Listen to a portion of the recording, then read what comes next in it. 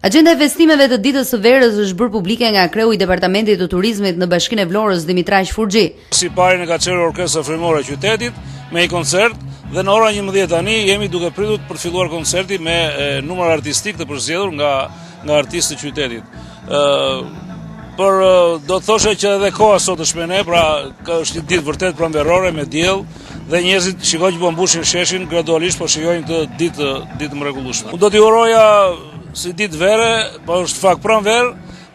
një sezon sa më të mbar, të shëndetshëm edhe të këndshëm, mbarësi. Ndërkohë njerëz, drejtori i teatrit Petromarko është ndalur dhe tek aktivitetet e ardhshme të këtij institucioni, ku pritet të vihet në sken shfaqja e operës La Traviata në qytetin e Vlorës, i cili do të mirëpres të gjithë trupën artistike të teatrit, të operës dhe baletit. Ditën e premte, në ora 18 në teatrin Petromarko do të shfaqet opera Traviata e Giuseppe Verdi, kompozitor